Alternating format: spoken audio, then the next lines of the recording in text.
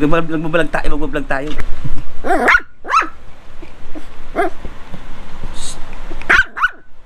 Magbablog tayo. Wait lang. Isa pa to. Doon na kayo dalawa. Doon lang kayo. Mamaya na kayo, nagbablog tayo ha. Maingay kay. Hindi ako makapag-vlog sa'yo eh.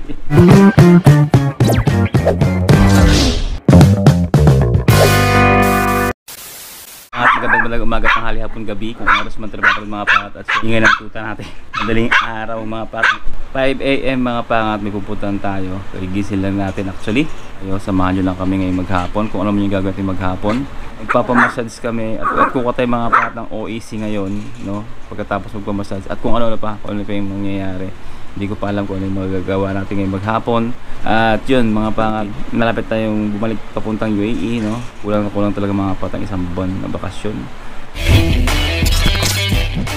At yun nga mga pangat, nandito tayo sa Upper Bicutan papuntang massage center kung saan tayo magpapamasahe. Pero bago lahat mga pangat, nais ko naman ipakita sa inyo ang PNR ay inaayos ngayon mga pangat. Makikita nyo wala pang karilis-rilis. Yan. Ay mga pangat, magpapamassage kami. No mga pangat. Okay. Nakabulis ka na? Magpapamassage kami mga pangat dito. Para relax muna bago tayo bumalik ng Dubai. Nakabulis ka na kagad. Mga pangat. Si Open na lang. Si Open na lang natitira. Ano? Nakausap kita kanina. Parang tulog ka na eh. Wala. Huwag ka mag-usap sa akin. Nag-massage tayo eh. At syempre mga pangat, kasama rin si Prinsesa. You know? Buong pamilya. Yung bunso na dun eh. So yung mga pangat, ito yung bato na pinapahit sa atin na kanina. Medyo mainit. Pero okay lang, tama na naman. At pagkatapos ka ng massage mga pangat, may libreng tea. Ako ito. Kuha. Bigyan mo na. Oo.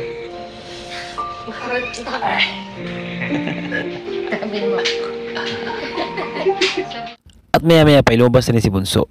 Ha? Hindi ka pa nagsabi. Ano na kayo? Sarap ba? At yun nga mga pangat, tapos na kami magpamassage at ang sarap sa pakiramdam ng ganito. Sana maulit pang muli. At kung hindi ako magkakamali, ang huling massage ko mga pangat ay nung nagpunta pa tayo sa Georgia. At sa mga nagtatanong mga pangat kung saan to banda mga pangat, dito lang yung mga pangat sa Better Living, Parañaque. Cebu. Cebu. At Cebu kasi. ano masasabi mo? Sakit. Ha? Nakikiliti ka, Per? ano experience mo ra? Masarap. Ha? Yung naaramdaman ko dito sa paa ko. Wala na yung lamig-lamig. Wala na. Ha? 200 with stone. So, tapos nagbigay siya ng tip na tago 100. So, umabot ng magkano lahat-lahat? 1.5 lahat yung inaas namin. 5 na kami mga pa. Bali 100 dirhams. 1.5, 100 dirhams, no? Sa Dubai mga pa, sa tao lang yun. Ayos. Solve yung buong pamilya. Bisan lang to. So, solve na kami lahat. Lang tayo tricycle, tra? So, tricycle, kumbaga sa Dubai, metro, dito tricycle mga pangat. So, mag-alas 9 na lang umaga. Hindi kasi yung schedule namin mga pangat. 7 to 9, no? O, yun. Baka mamaya pupunta pa ako ng POA mga pangat kasi kukuha tayo ng OEC. So, yun mga pangat, nag-aantay kami mga pangat ng pagbukas ng mall dito. Kasi kakain kami ng lugaw. Katapos magpumasage. Ito kaibahan mga pangat ng mall dito sa Pilipinas, no? Alas 10 magbubukas talaga yung gate. Unlike sa Dubai, pag magpupunta tayo ng mall, alas 7, alas 8, bukas na. Dito, sarado pa. Lugaw muna tayo. Paminta man. Oo mo doon. Alam mo paminta? Paminta man.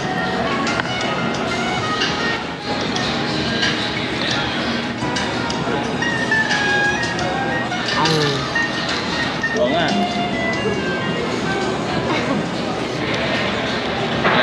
Walang init-init. Walang init-init eh. Siyempre, normal sa akin. Sukat doon? Ha? Ito. Ang sarap talaga humigop at kumain ng mainit-init na lugaw pagkatapos lamutakin ang iyong katawang lupa o mga kalamnan. At syempre mga pangat, pagkatapos natin manginain, lakad na tayo mga pangat. At ito nga pala tayo mga pangat sa footbridge ng Bicutan. At yan nga pala mga pangat ang update ng traffic ngayon. You know, parang motor trade lang. At kung napansin nyo mga pangat, mayroon tayong mahabang bridge dyan. Ayan mga pangat, yan tinatawag na flyover. Yan mga pangat, ayan, SLEX papuntang Calabarzon. At nandito naman tayo mga pangat sa pedestrian dito mga pangat sa Pilipinas. Ayan mga pangat, may mga sumusulpot-sulpot pa rin mga pangat na motorista na hindi marunong magbigay sa mga pedestrian na mga dumadaan. Pilipinas, gising! At yun nga mga pat, nagpahinga na rin kami ng konti at pagkatapos yan mga pat, nag-direct na rin kami ni Mrs. papuntang PUEA mga pat. Siyempre kung napapansin nyo mga pat, Team Paangat shirt, available na available pa yan. You know, talaga naman. Ganda ni Mrs. Ay talaga naman. Nakakatakot tumawid mga pangat. Naninibago ako sa pagtawid-tawid dito sa Pilipinas. Saan tayo sumusot? Diba? Tapos tatawid tayo sa mga pat, walang pedestrian, no? O, di ba? Sige, o. Ganyan lang.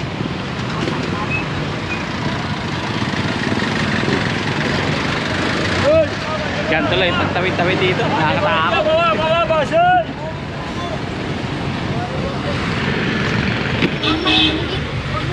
At yun mga pangat, siyempre, wala ka sa Pilipinas pag walang ganito. Yan. Umpisa pa lang mga pangat, bumulaga na sa amin ang matinding traffic. Yan, talaga naman hindi kami agad nakausad. Ilang minuto din itinagal namin yan bago kami makausad mga pangat ng paunti-unti lang. At yun mga pangat, kahit saan mga pangat, pati mga estudyante, pinipilahan ang sikat na pastil mga pangat, pastil. Ayun, kaya naman pala may traffic mga pangat kasi may ginagawa ang ating gobyerno rito mga pangat sa kalsada. Kaya naman pala, okay lang yun. At paglampas nga mga pangat, yun tuloy-tuloy na ang aming biyahe mga pangat. At syempre mga pangat, ito nga pala mga pangat, ang TESDA.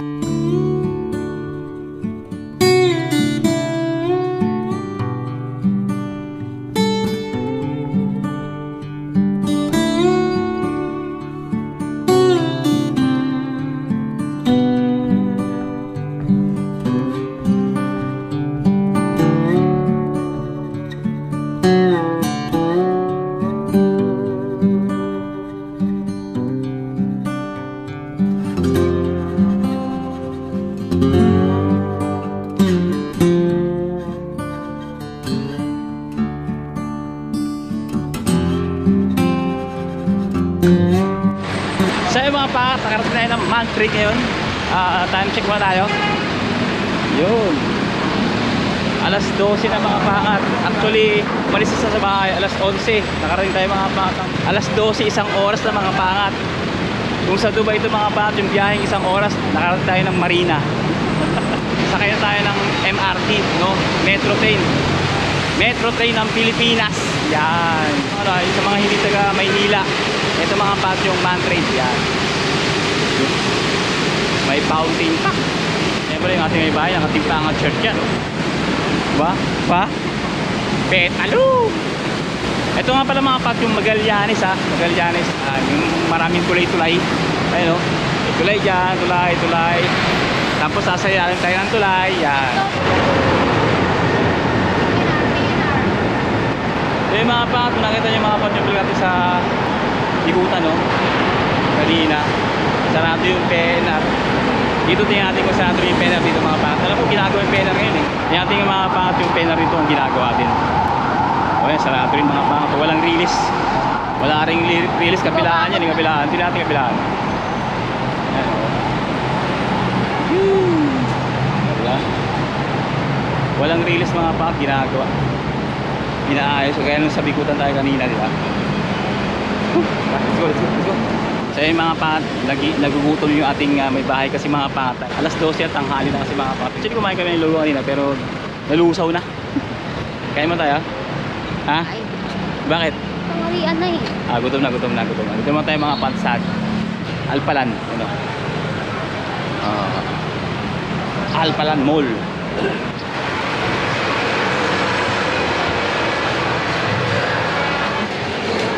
Ating pangat talaga siya oh.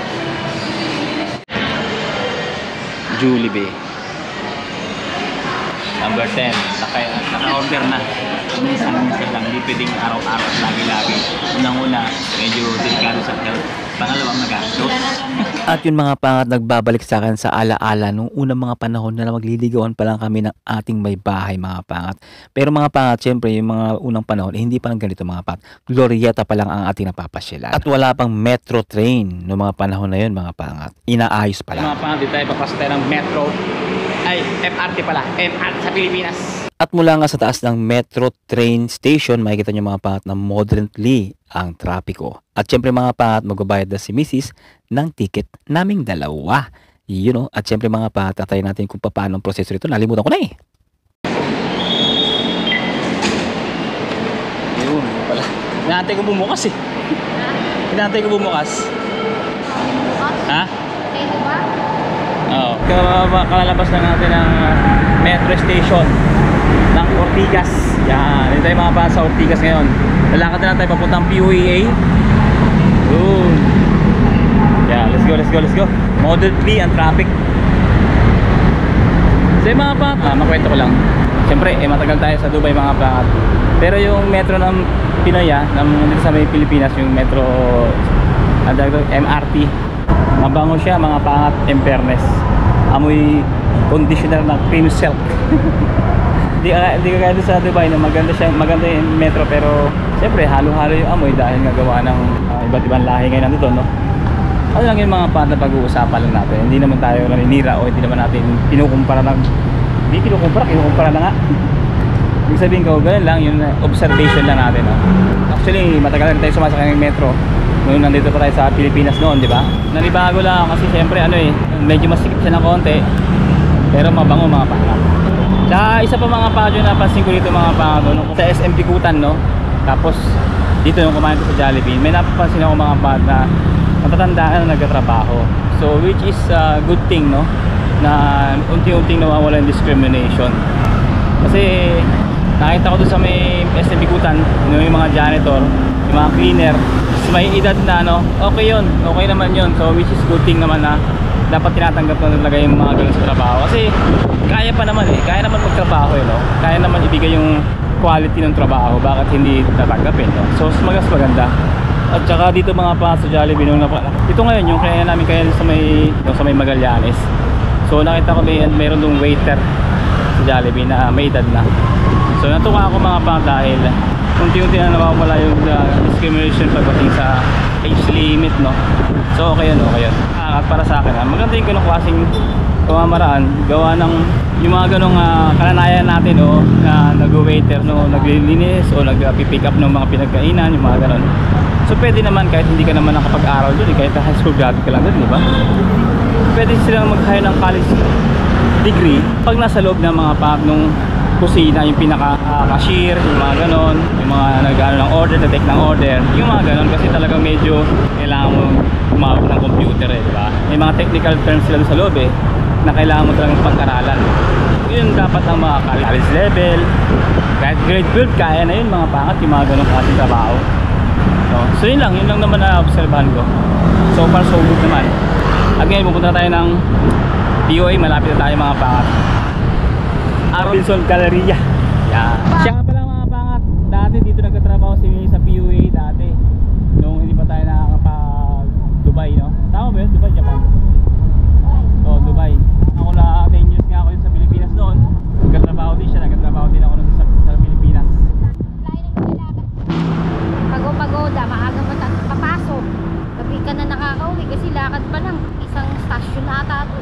Tapos mga pangat, dito siya nakunan mga pangat nung nagtatrabaho siya dito dati. Kasi nga, traffic, tapos siksikan sa bus, siksikan sa metro. Kasi nga sa tindi ng biyahe.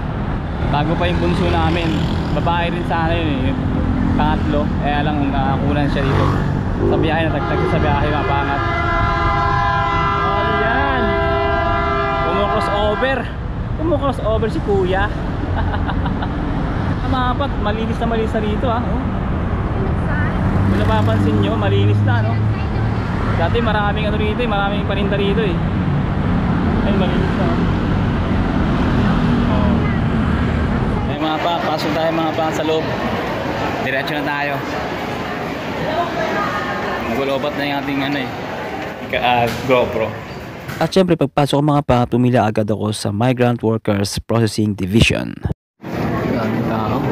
Ito yung problema kapag hindi ka naka-online, hindi ka nag-online. Pipila ka ng malupit.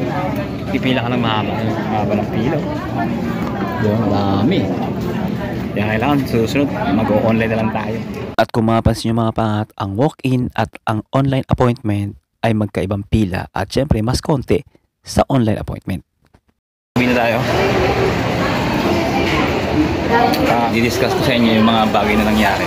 Yung mga muntik-muntik na tayo, hindi makakuha lang mga OEC.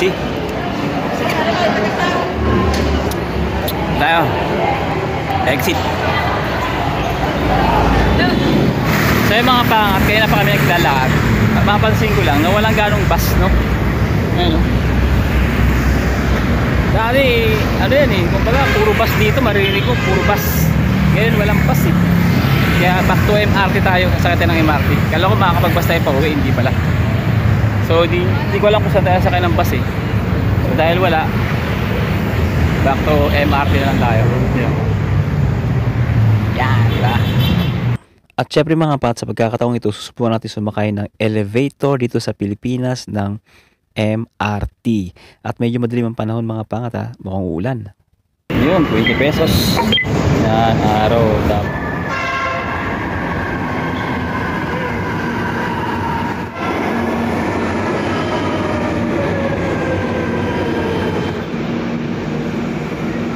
Pasok.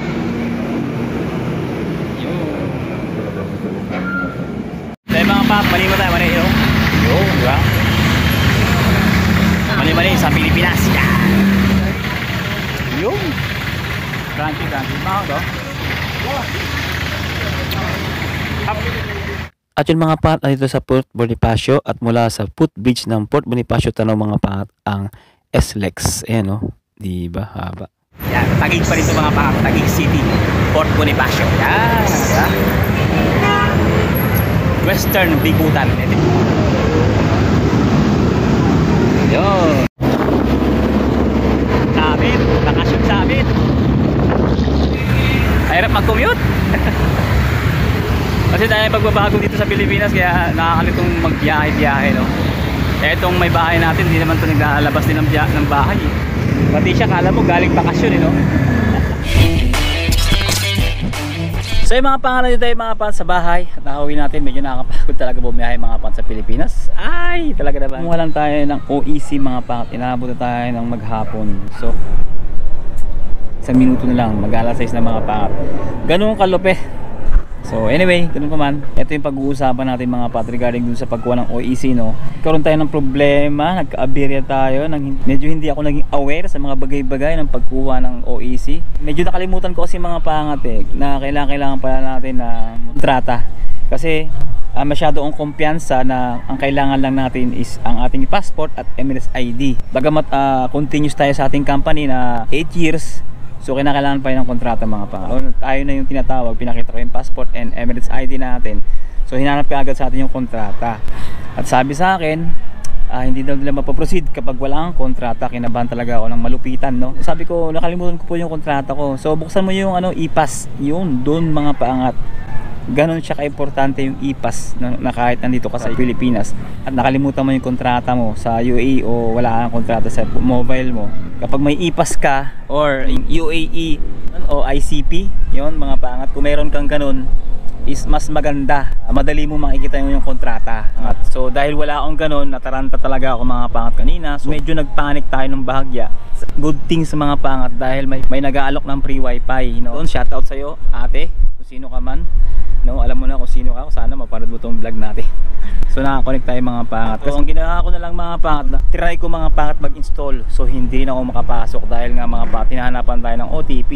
Ang ginawa ko na lang mga pangat, minesis ko yung ating coordinator, no? Minesis ko rin yung ating supervisor. So yung supervisor natin hindi rin nakapag-reply at hindi agad nakapag-reply yung ating coordinator. So medyo kinakabahan tayo mga pangat. Pero patuloy pa rin mga pangat yung pag-try natin sa application ng UAE Pass at saka yung UAE ICP ng mga patama ba, ICP o CIP, So yun, tinatry kong ma-install yun para makuha natin yung ating kontrata. Kasi doon mga pangat lahat-lahat eh. Pag mayroon kang UAE Pass at saka isang UAE ICP, andun mo makikita mga pangat yung Emirates ID mo, yung visa at saka yung iyong kontrata, no, mga pangat. Kagaya nga ng banggit natin sa mga vlog natin, yung kasama natin si Princesa, yung nagkuha tayo ng kanyang verification contract. So yun, and then buti na lang nag-reply yung ating coordinator, sinend niya sa akin yung tinatawag nating contract ng mga pangat. At tinanong niya ako kung first time ko lang ba, sabi ko hindi. Sabi niya bakit hindi ko daw gawin sa online. So may mga dahilan mga pangat kung bakit hindi ko nagawa sa online. Unang-una, nakalimutan ko mga pangat yung password ko at saka yung email na ginamit ko dun sa account ko mga pangat ng POEA, no, yung pagkuha natin ng OEC nung mga nakaraang nung nagbakasyon tayo nung nakaraan, no, nung last bakasyon natin. Nakalimutan ko mga pangat yung password at saka yung email na ginamit natin. At pangalawang dahilan mga pangat is yung may kapangalan tayo mga pangal sa blacklist ng POEA, kaya hindi tayo pwedeng mag-online. So sabi nga sa akin sa counter, shoutout po sa inyo, ay hindi ka makakapag-online hanggat may kapangalan ka na blacklisted doon sa POEA. Every time na magbabakasyon ako at kukuha ako ng OEC, kinakailangan akong pumunta sa POEA talaga. Ang maganda mga pangat is wala nang bayad, wala akong binayaran mga pat kahit 5 duling, no, mga pat. Dati may bayad yung 100 plus 1,000, no. So ngayon wala akong binayaran kahit 5 duling. And then yung OEC through yung website na yan mag-assign in ka mga pangat sa website, no. I-click mo lang tong yan, let's go. Yan, i-click mo yan. Pag na-click mo yan mga pangat, sunod-sunod na yan. Iano mo yung email ad mo, yung password mo na binigay sa'yo ng counter doon sa POEA, yan.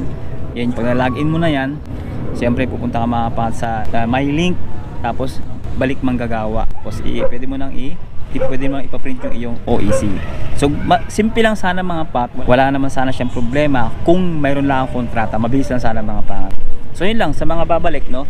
At saka remember, kailangan tandaan yung mga pangat yung inyong password, no, sa sunod panahon na magbabakasyon kayo. Hindi na kayo kailangan pumunta ng POA o kung saan man mga establishment, kasi nga abala din mga pangat no. So yun lang mga pangat, maraming salamat sa pagsama sa amin sa buong maghapon, no, mga pangat, mula nung nagpamassage tayo hanggang sa pag-uwi natin ngayon, hanggang sa nakuha tayo ng OEC, kasi malapit tayong umalis sa mga pangat malapit tayong bumalik, isang araw na lang. So yung mga pangat, maraming salamat sa pagsama sa amin. Medyo nakakapagod lang buong maghapon natin kahit massage tayo. Siyempre mga pangat, think positive, good vibes, God bless you all. At siyempre sa lahat ng pagsubok at tagumpay, to God be the glory. Sabay-sabay tayong mangarap at abutin ang ating mga pangarap. Siyempre mga pangat, walang ibang idol kundi si Lord lang. See you in the next one. Let's go!